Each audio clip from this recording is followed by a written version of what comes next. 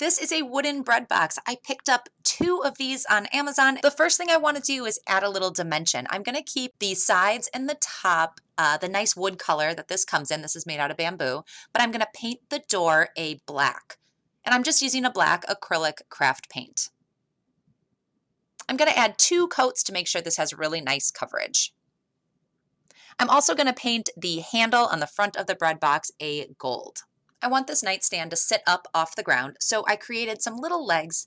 These are small pieces of wood that I cut into about 2-inch blocks, and I'm just painting them with that same black craft paint. To assemble this, I'm going to stand both bread boxes on their sides and push the bottoms together. I am using a wood glue on the 2 bottoms to push them together, and then I'm going to hold them together with clamps. You could also add some screws coming in from the inside and going through, but I found that the wood glue holds really well when applied correctly. I'm going to attach the legs with wood glue as well. Just add a nice generous portion to the wood block, stick it on the bottom of the nightstand, and then I'm going to put something really heavy on top to hold this. I'm going to let this dry for a full 24 hours to make sure that wood glue really sticks. Then I can flip it upside down and put this bread box nightstand to use. I have this in a cute little reading area. The drawers or the doors are perfect for stacking up a few books, and I love the way that the black and the wood look together. I found this old wooden box at a thrift store and I knew it had potential. First, I gave it a good sanding to smooth out the surface. Then we flipped it upside down and measured 1.5 inches in from each corner. That's where we drilled holes, just slightly smaller than the rope we were using. Next, we measured out the length of rope we wanted and then doubled it so that it was one long strand that would go from the front to back holes on each side. We threaded each end through the holes and tied a secure knot underneath to keep the box suspended and sturdy. Once the rope was in place, I gave the box a rich stain to bring out the wood's natural beauty.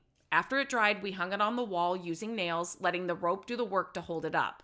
And just like that, this simple thrift store find became a stylish, space-saving hanging table, perfect for a cozy reading nook, a bedside shelf, or even a plant stand. Grab some 12 by 24 and 12 by 12 tiles. Flip over one of the 12 by 24 tiles and add some construction adhesive to the entire side. And adhere the tile piece to another 12 by 24 towel and clamp the pieces together or weigh it down with something heavy. Then add some construction adhesive to one of the edges of the 12 by 12 tiles, and then grab the 12 by 24 tiles that have already been dried and add that to the edge. And grab another square tile and flip it over to the bottom and add some adhesive to the edge. And then add the square tile on top of the other tiles that have already set. And then add some felt pads to the bottom tile.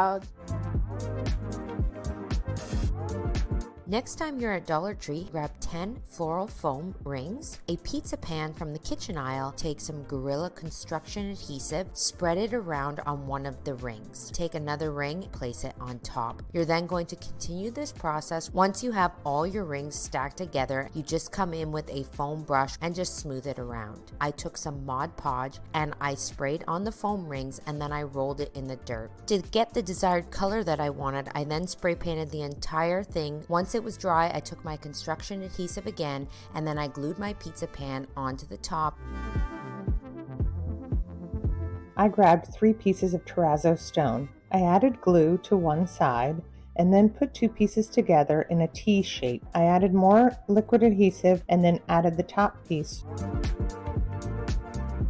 I found this fun shower curtain. I'm going to start by painting the table. Use a utility knife and run it along the edge. I want to seal the paint to protect it. Put a layer of Mod Podge all over the glass, and now I'm going to lay the shower curtain onto it. Trim off the excess, add one more layer of Mod Podge over the top for added protection.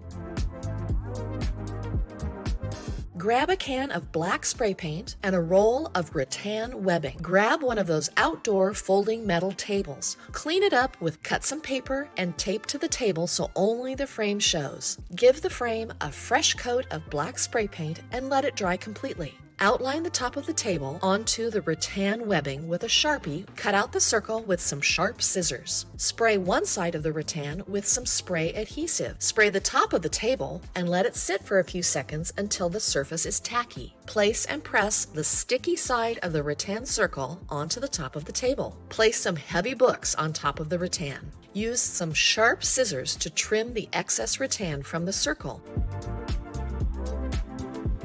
You know all those lonely donated lampshades? Pick up a matching pair. Pick up a thrifted belt. Run a bead of clear glue around the perimeter. Take the other lampshade, place it on top of the other lampshade. Take some jute twine and tie the inner hardware of the two lamps together. Give the connected shades a little shake to make sure they are securely connected. Take the belt and buckle it around the skinny center of the two lampshades. Add a little glue to the loose end of the belt and secure it to the rest of the belt. Find a thin wood circle disc. Paint the edge with some acrylic paint. And peel and stick wallpaper is perfect for this project.